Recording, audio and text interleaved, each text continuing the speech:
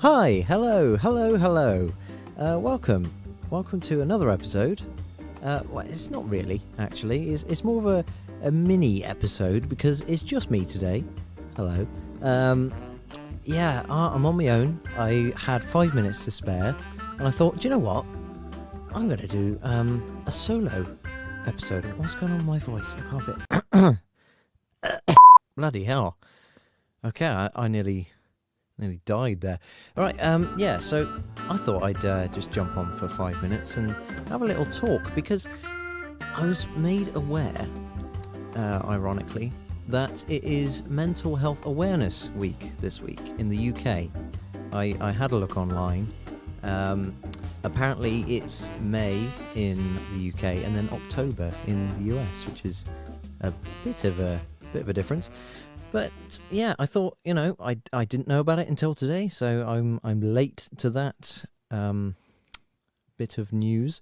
So I thought, you know what, I'll just jump on, have a little chat with you about mental health and stuff, because I'm sure there are a few listeners out there that could say they suffer with mental health or have dealt with it in the past or are currently going through it. It's definitely not uncommon. So I think, mental health is about being happy in your own mind. And considering we're a comedy podcast, I know this is a bit of a different topic for us, but yeah, considering we are a comedy podcast, we're all about trying to make people happy, whether that's through like a laugh or whether it's just a smile, anything's a win in our books. Obviously, making people cry is not a win.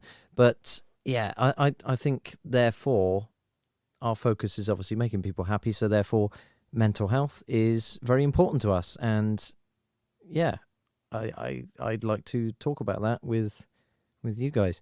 So I think it's such a strange thing that mental health is such a taboo subject. Even in this day and age, I know it's so much more accessible these days, and people talk about it a hell of a lot more than they did. I acknowledge that, but it's still such a don't want to talk about that. Oh, how dare someone have feelings and emotions? It's it's a tough one, and I get why people are like that. I do, because it's obviously not something that the vast majority of the planet have been brought up with. They haven't been brought up with this mentality of like, oh yeah, it's okay to be talking about your emotions and feel vulnerable and stuff like this. But I feel like with the younger generation, which is obviously our audience and our demographic that we talk to, it's more of an acceptable thing to talk about our mental health and talk about how we're feeling and stuff, and I think that's a good thing. I think that's excuse me, I'm gonna have to cough again. There we go. Jesus, I might be doing that a few times because my voice is not still 100% better yet. So apologies. Yeah, but I think that's something to be proud of for our generation. I'm not quite sure what you call our generation. I've got to be honest. Would it be classed as millennials? I'm 24. I was born in 97. So I think so. I don't know the difference between that and Gen Z or Gen X, or I don't fucking know. It doesn't matter, does it? So I think, yeah, it's something to be proud of. So there you go. Thank you for listening to the OCP. Jesus Christ.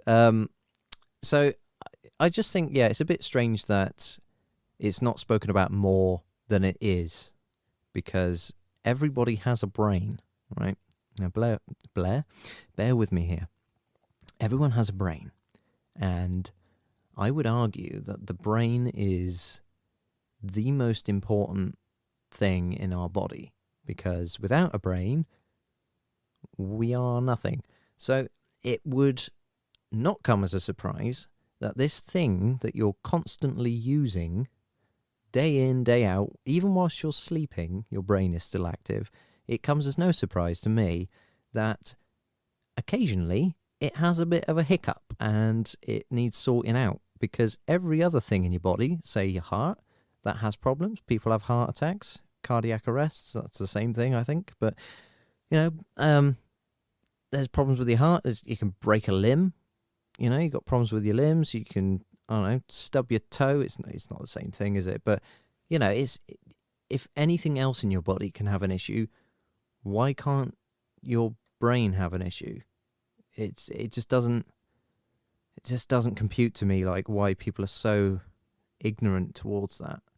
Before I get into like the sciencey stuff, if you can call it that, there's a few sort of little what do you call it? What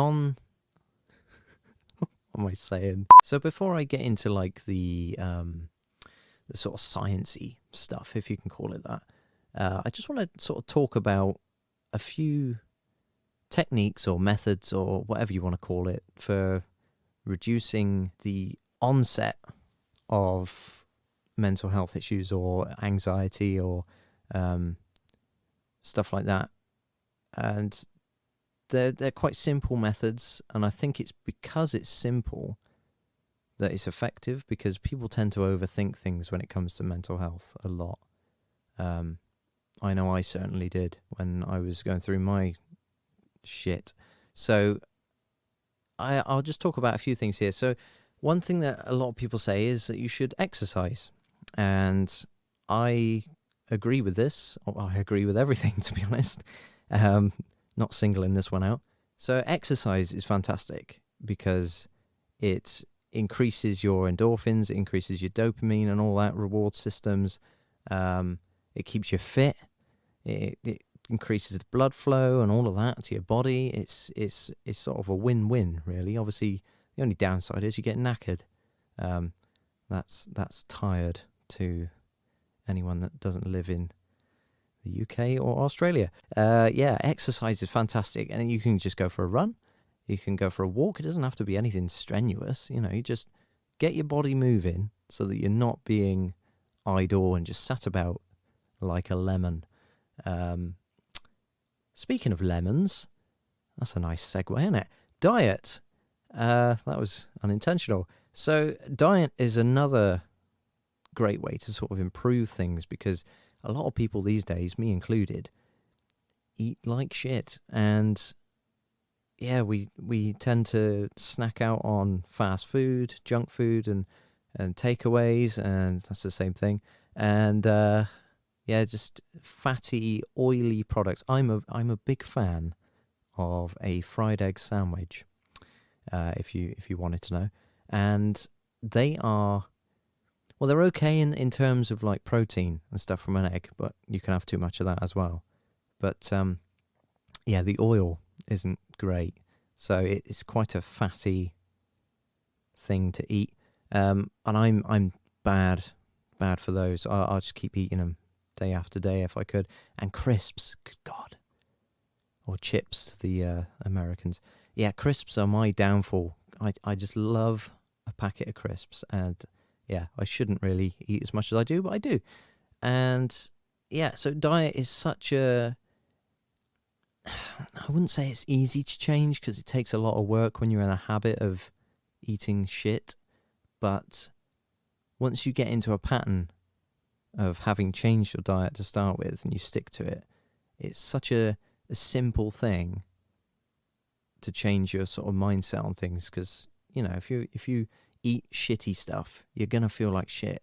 Me and Josh had a conversation the other day about how when we eat KFC and McDonald's like that, there's like a 2 to 3 hour stint afterwards where we just don't feel good. And it's like, was it worth it? No, is the answer. So yeah, just do yourself a favor and try and eat healthier. I know it's not easy for some people, because healthy stuff, which doesn't make any sense, healthy stuff is more expensive than shit stuff. So what the fuck? It's dumb. But Save your pennies and buy a carrot. There you go. There's my word to the wise. So the next one I got here is sleeping pattern. And I should say I've just written this list off the top of my head. So if there's any I've missed, then do leave a comment in my Instagram post, and I will be sure to acknowledge it. I don't know where I was going with that.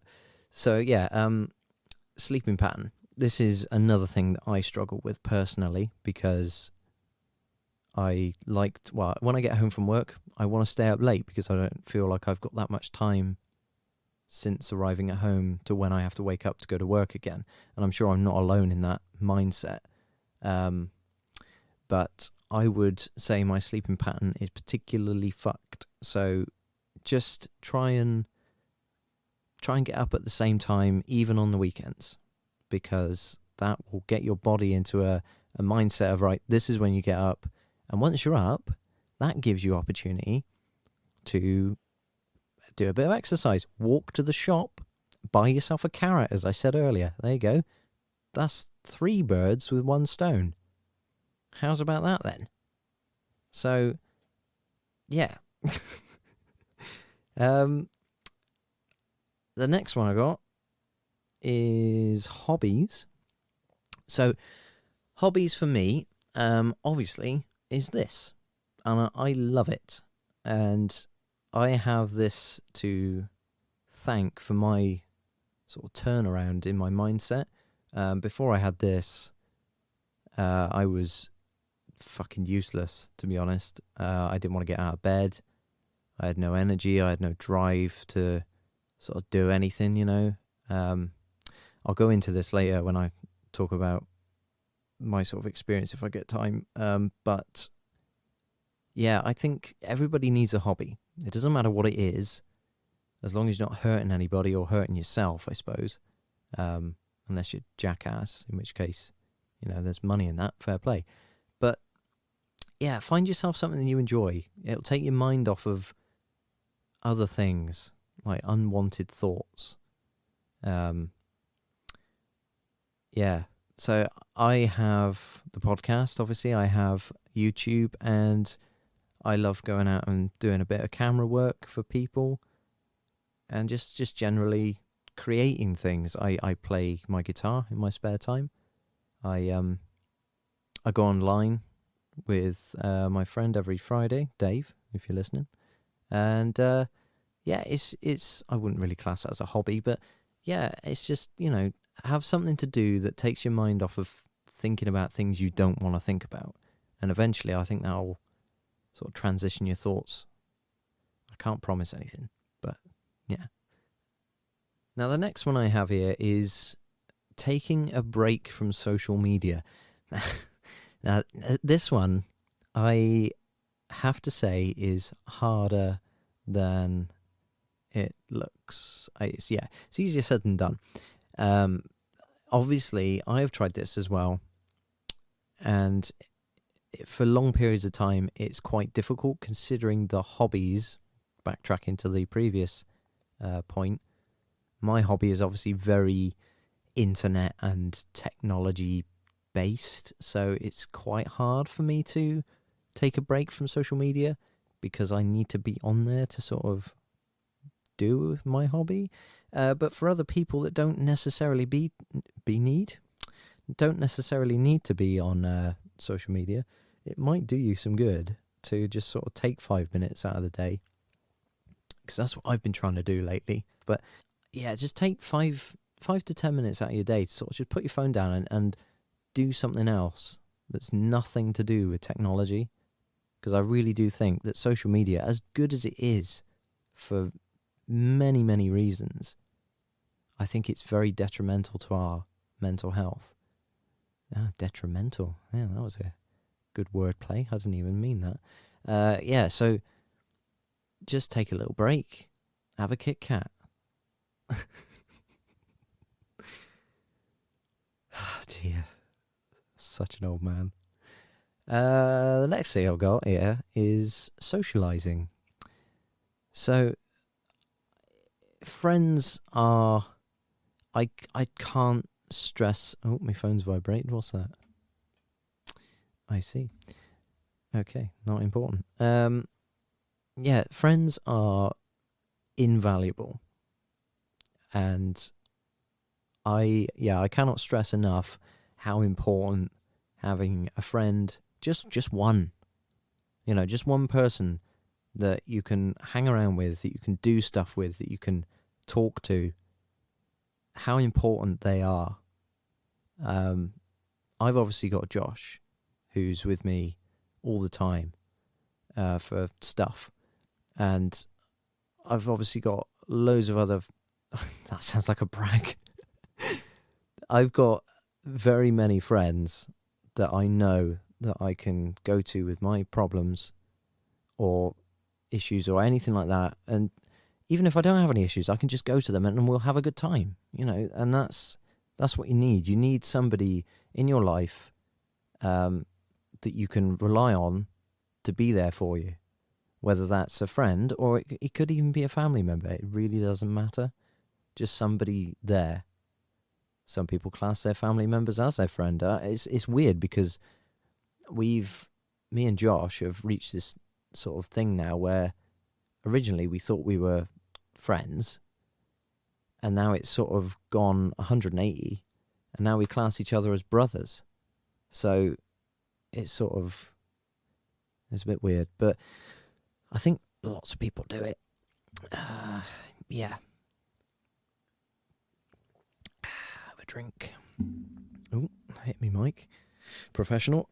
So yeah, just find some people to hang about with. You can meet them at work, go out for drinks after work, you can, there's plenty of places you can meet people. That you can meet people online now, for Christ's sake. I say now, bloody hell. Back in my day, before chat rooms were invented. Yeah, I think, you can meet people online. You can go on chat rooms. You can go on, I think Reddit's got at least one page that's dedicated to finding friends. I'd be lying if I didn't say I went on there. So yeah, just have a look about. You never know who you're going to find wherever you go. So, just take a chance, have a chat with somebody. You never know, you might strike up a conversation, and you never know where it's going to lead. So yeah, just find somebody to hang about with and socialise, and that will take your mind off of things. And I think a big thing, at least it was for me, was making sure I had plans. Because if I didn't have plans, I would start to spiral and think, oh God, what's the point? I'm not doing anything, this is shit. And it just got worse and worse. So having something set in stone with friends is, so important. So yeah, I think having even just one, like I said, just one friend that you can rely on to be there when you need them to be is so important. But if you don't have anybody to talk to, whether that be friends or family, first of all, I'm sorry that that's your situation. That's shit. But there are other options. You have online counselling and stuff that you can talk to people on there.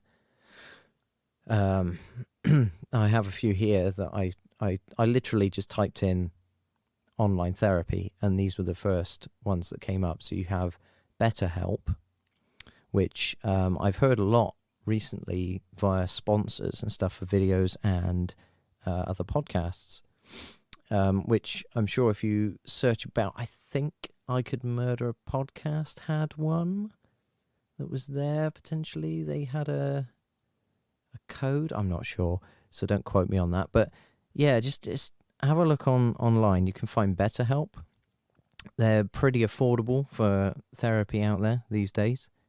You've got My Online Therapy, and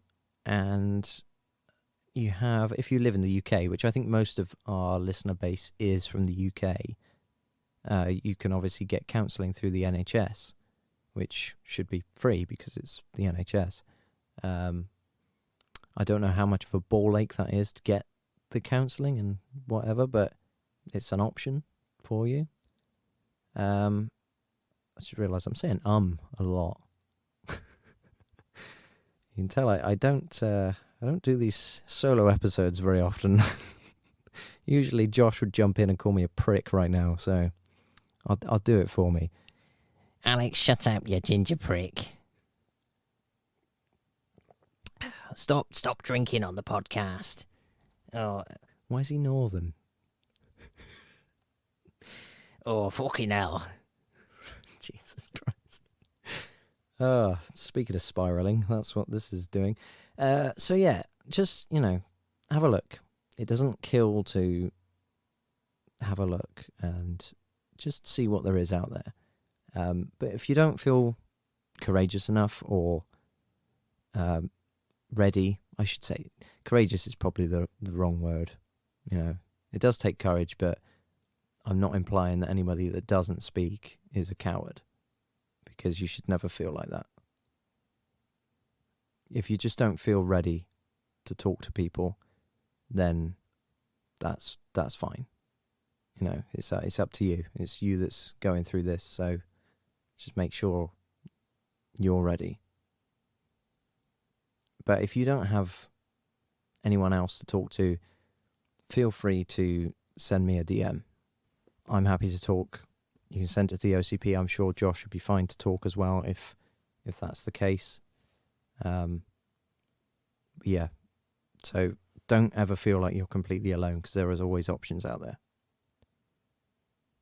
So on a more interesting sort of sciencey note, I have a few misconceptions and myths here on my phone surrounding mental health. I think there's about 11, which is too many. So, so I'm looking on the medicalnewstoday.com. So I'm hoping this is a credible source. So the first one it says here is mental health problems are uncommon.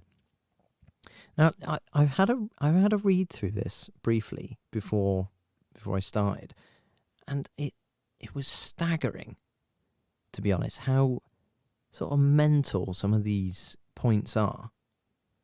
Because you think, well, why is this a myth? Why do people believe this? But, mental health problems are uncommon, for one. You're hearing about them more and more these days. So how does anyone think that they're uncommon? It's just mental. I've got to say, stop saying mental. It's crazy. There we go. So yeah, I'll read the misconception, then I'll read a little bit underneath as well. So it says, even before COVID-19, the statement above was false. Today, the statement is further than the truth than it has ever been.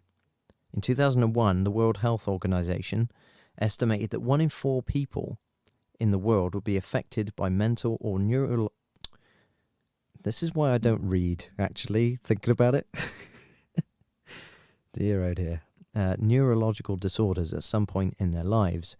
So currently, 450 million people are experiencing such conditions. And you think, 450 million, that's got to be 450 million people that have come forward and expressed their concerns, not the entire amount that actually do have issues. Because, a lot of people aren't comfortable with talking about it still. So, yeah, they say that their mental health disorders and illnesses and stuff like that are among the leading causes of ill health and disability worldwide. One of the most common mental health disorders is depression, affecting more than 264 million people globally, and that was back in 2017. Fucking hell. So it's it's probably increased since then. Here we go. I just read a bit more. A more recent study, which concentrates on the United States, concluded that the number of adults experiencing depression, fucking hell, has tripled during the pandemic. Tripled. That's nuts. So, yeah, you're not alone if you're feeling a bit depressed. Yeah. Jesus. So, another one here is panic attacks can be fatal. Now, I've had a panic attack, and it's not fun, got to be honest. Yeah, it's pretty rough. But I was told pretty early on that they weren't fatal because I was so sort of worried that they were. But yeah, they're not. So panic attacks are incredibly unpleasant. Amen. Involving a racing heartbeat and an overriding sense of fear. However, they cannot directly be fatal. It is worth noting, though, that someone who is having a panic attack might be more liable to have an accident. If someone is experiencing a panic attack or can feel one coming on, finding a safe space can help mitigate the risk. So, yeah, just make sure you're not doing anything. Make sure you're not doing anything. Great. Fucking hell. 3. People with mental health conditions. 3. People with mental health conditions cannot work. Who came up with that? What? So, an old but persistent myth is that people with mental health conditions cannot hold down a job or be useful members of the workforce. This is entirely false, obviously. It is true that someone living with a particularly severe mental health condition might be unable to carry out regular work. However, the majority of people with mental health issues can be as productive as individuals without mental health disorders. A US study published in 2014 investigated employment status according to mental illness severity. The authors found that, as expected, employment rates decreased with increasing mental illness severity. So, yeah, it's just obviously the worse your condition, the more it will affect you. That's basically what that says, as far as I am concerned. So, number 4, mental health problems are a sign of weakness. So, this is no more true than saying that a broken leg is a sign of weakness. Mental health disorders are illnesses, not signs of poor character. Similarly, people with, for instance, depression cannot snap out of it. Do you know what? I have seen a lot of stuff lately where people have been going and making sort of sketches and stuff because I think there was something else to do with the Mental Health Week, maybe in New Zealand or something, potentially. I know that a YouTube channel I watch, Viva La Dirt League, did a series of sketches about mental health. And they did one that I found quite funny because they did it where they were advertising this product or something, where somebody was depressed and somebody came over and just went, just don't be sad. And they were instantly cured. And, it shines light on the stupidity of how it's viewed in today's society, or how it was viewed, should we say. It's becoming better, obviously.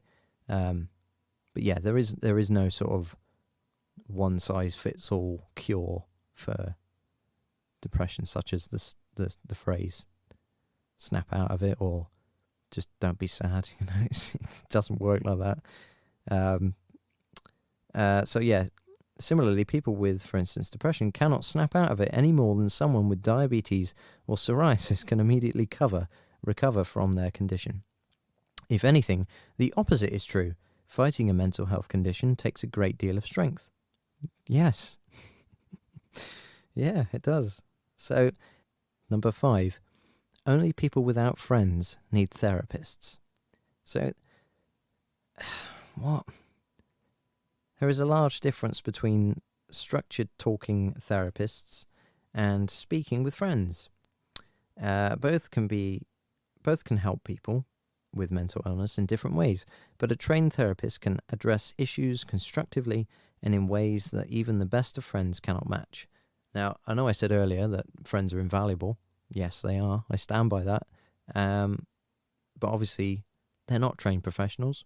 So, if you go to a therapist, they're probably more likely, I say probably, definitely more likely to address the root cause and help you in ways that you need to be helped, rather than a friend helping you in the way that they think you should be helped.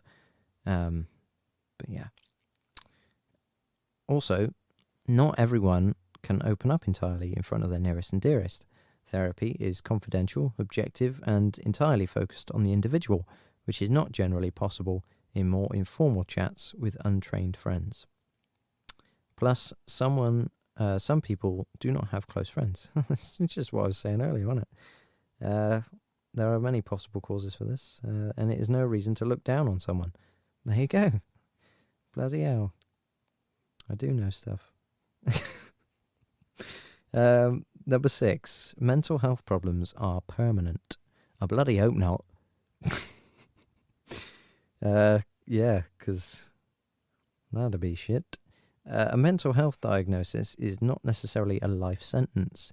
Each individual's experience with mental illness is different. Some people might experience episodes between which they return to their version of normal. Others may find treatments, medications, or talking therapies that restore balance to their lives. Some people may not feel as though they have fully recovered from a mental illness, and some may experience progressively worse symptoms. However, the take-home message is that many people will recover to a greater or lesser degree. So you should think of it as any progress is progress. And, you should try and find the silver lining in everything. Because what's the point in thinking negatively if you're trying to not think negatively? You're not exactly helping yourself, are you then? So, do yourself a favour and and don't be sad. Fucking hell. That was bordering on that, wasn't it? Jesus. I caught myself though, so that's the main thing. It is also important to consider that recovery means different things to different people. Some people view recovery as a return to exactly how they felt before the symptoms began, but for others, recovery might be relief from symptoms and a return to a satisfying life, however different it may be. Number 7, addiction is a lack of willpower. Now, yeah, I can relate to this feeling, certainly, as previously mentioned on, I think it was a Christmas episode, we sort of jokingly joked about my sort of addiction to pornography. And yeah, it does it sort of makes you feel like you just have shit sort of willpower and you're not in control of things. And yeah, it's wank, no pun intended. So yeah, just realize that it's an addiction for a reason, because if it wasn't, then you would be able to help it, wouldn't you? The statement above is not true. Experts consider drug use disorders to be chronic diseases. That's news to me. Okay, interesting. People with addiction seem not to be short on willpower. Rather, recovery is dependent on developing strategies to preserve willpower by controlling the environment. Number 8. People with schizophrenia have a split personality. Now, I'll be honest here. I always thought that schizophrenia was sort of literally a split personality disorder. So I am probably wrong there by the sounds of that. So fair enough. I've learnt something today. But apparently this is a myth. Schizophrenia means splitting of the mind, which might explain the misconception. Oh, there we go. However, when Eugene Bleuler, apologies if I've mispronounced that, coined the term in 1908, he was trying to capture the fragmentation and disintegration of the mind and behavior as the essence of the disorder. According to the World Health Organization, schizophrenia is characterized by distortions in thinking, perceptions, emotions, language, sense of self, and behavior. These distortions can include hallucinations and delusions. Schizophrenia is not the same as dissociative, I said that right, dissociative identity disorder, which used to be called multiple personality disorder. Oh, there we go. Okay, so yeah, I was wrong. Fair enough. Number 9, eating disorders only affect females. What?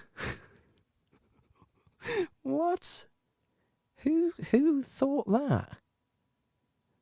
I might be just being really ignorant here, and I'm sorry if I am, but I have never heard that before. Who thought that? Dear, oh dear. Yeah, everybody eats, not just women. I just don't get it. I literally had a twirl earlier, which is a chocolate bar in the UK. I'm not a woman, so I just fucking hell. There is a stereotype that eating disorders are the domain of young white... Why just white? What the fuck? Oh dear. Bloody hell, other races can't eat either. Fucking Nora. Sorry to break it to you guys. Right. There is a stereotype that eating disorders are the domain of young, white, wealthy females. What has money got to do with it? However, they can affect anyone. There we go. For instance, a study that investigated the demographics of eating disorders over a 10-year period found that they are shifting.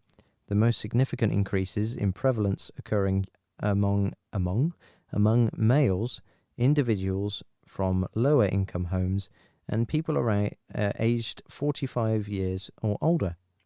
According to other research, males currently account to 10 to 25% of all cases of anorexia and bulimia, as well as 25% of cases of binge eating disorders. Number 10, eating disorders are a lifestyle choice. I don't think so. There's a bit of an odd lifestyle choice. This is a harmful myth. Eating disorders are serious, and they are a mental health condition, and in extreme cases, they can be fatal. So, yeah, I don't think anyone would really want to go down that route as a choice. And if they do, then they do need to seek advice and some help there, I think. Number 11, all people with a mental illness are violent. I'm gonna say no to that one. I don't understand.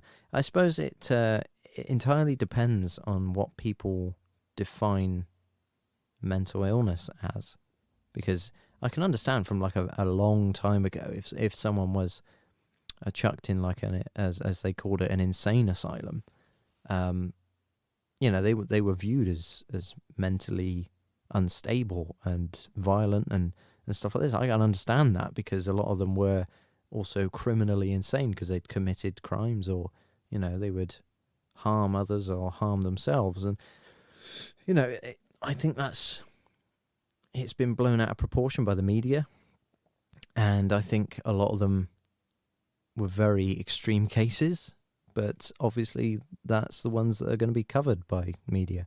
So, I think the definition of mental illness has vastly changed since when this stereotype was conceived. So, this, of course, is a myth. Thankfully, as the world becomes more aware of mental health conditions, the misconception is slowly dying away. Even individuals who are experiencing the most serious conditions, such as schizophrenia, are mostly non-violent. There we go. It is true that some people with certain mental illnesses can become violent and unpredictable, but they are in the minority. The authors of a review that investigates the links between mental health and violence help explain this myth. Help explain why this myth might have gained traction over the years. Oh, here we go. So violence attracts attention in the news media. There we go. Violence in the context of mental illness can be especially sensationalized, which only deepens the stigma that already permeates our patients' lives. The authors of the review conclude that the individuals with mental illness, when appropriately treated, do not pose any increased risk of violence over the general population. The overall impact of mental illness is a factor in the violence that occurs in society as a whole appears to be overemphasized. I think I butchered that. Oh dear. I think it's funny that, I want to be a podcaster, and one of the main things is being able to talk. And I'm okay when I'm not reading stuff. Dear, oh dear. So yeah, that was the list of the 11 misconceptions there of mental illness myths. I'm still sort of baffled by a few of those, as you can tell. I don't see how people can think that, but yeah, such is the world we live in, and I'm really hopeful that the world continues to improve at the rate that it is, and more, I hope, because the fact that we've got a Mental Health Awareness Week, that's great, but I genuinely think that it's a bit sad that it has to be limited to just a week. Mental health is such an important thing this day and age with the rise of social media and just the amount of people we have on this planet now. And it affects, as we read, so many people that it just should be made aware of all the time, like as a constant. So I've just had a look on the recording. I didn't realise I've been going for quite so long. So cheers if you're still here. That's nice of you to stick around and hear me ramble on about some stuff for a while.